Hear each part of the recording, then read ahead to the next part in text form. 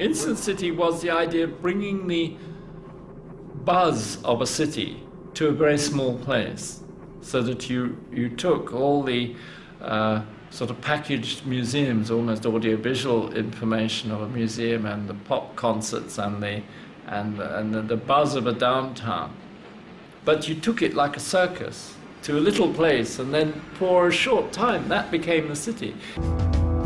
The Instant City would descend upon your town almost mysteriously. A few trucks would trundle through and it would head for the edge of the town, and a whole sort of wonderland of gadgets and machines and experiences would happen.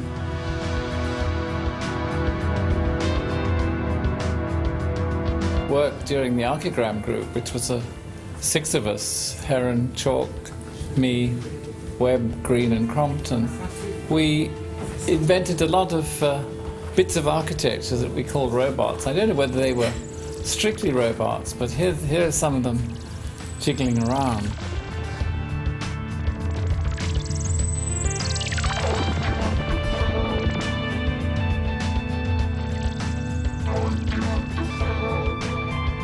I think that the dividing line between a gadget, a robot, a piece of structure and a piece of architecture didn't really exist in one's mind, and the robot was almost like a apotheosis of the responsive piece of environment, that if you did something it responded to you.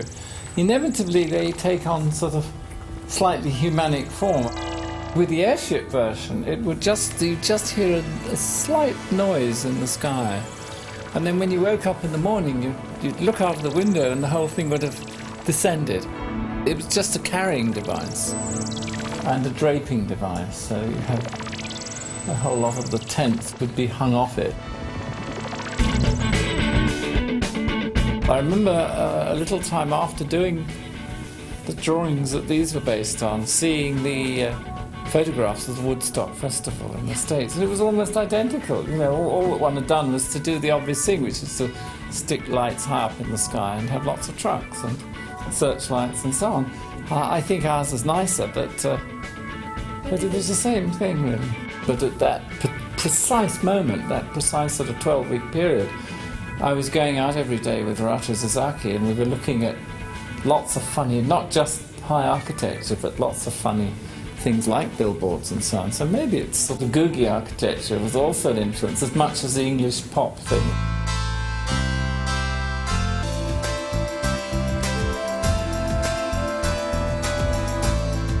The idea was that you could make a completely mysterious and mythical place just in the middle of a field, or perhaps in the middle of a street.